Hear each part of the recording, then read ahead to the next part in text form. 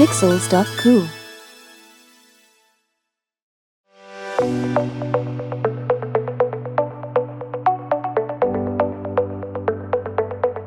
Welcome to you. This explainer is part of a series. To view the finalized online learning product, see the website.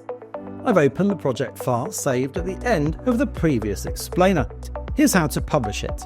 Start by checking you've given every slide a descriptive title. Check your scene or scenes also have sensible descriptive titles. As your project grows, you're going to be spending more time here in the story view as you organise your slides and copy them between scenes. Notice you can also zoom into the story view using the zoom slider at the bottom right of the window. I'll look at the player to check everything is correctly ordered and named. Sometimes when you're creating courses with lots of scenes, the slide order on this menu can be wrong. If this happens, you can manually reorder your slides by dragging and dropping a slide like this. Or you can reorder your slides to match the current order in the story view by clicking the Reset from Story icon here. Click on Publish to see the options. This first option, Review 360, would publish your project to Articulate's own servers to share it with your team for it to be commented on by others. You'll only have access to Review 360 if you have the appropriate Articulate paid plan. Next, I'll try the Web option. This will generate a folder of files ready to upload to my web space, ready for my users to visit. If your project includes lots of images, videos and audio, click on the Quality setting first. From here you can select the quality of the media in your project. Higher quality could mean larger file sizes and longer loading times for your users.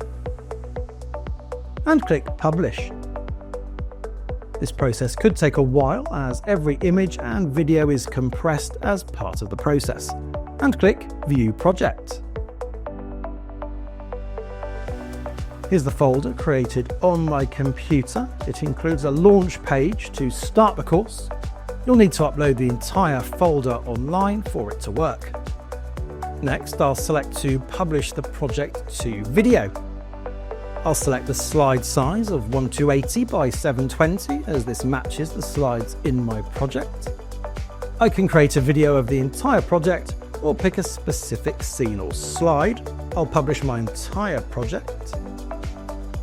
Rendering this video will take a while if you have a large project or you're working on a basic laptop, so you may like to test it out with a single scene first. And here's the video. For obvious reasons, interactions won't work, so this is only suitable if your project has minimal interaction. The amount of time each slide is displayed for is based on the slide duration, which is 5 seconds by default.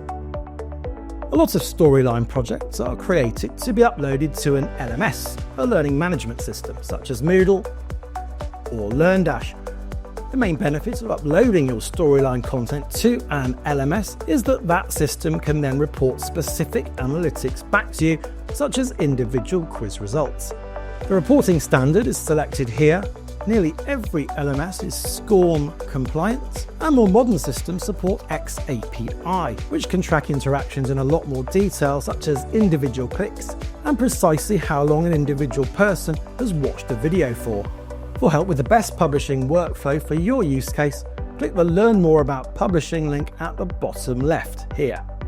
I'm going to continue to tidy up my slides and then work on the design side so my slides will be more visually appealing for my audience.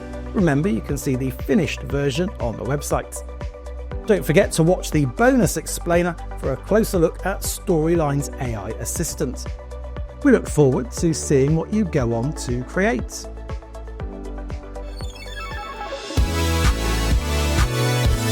Pixels.cool.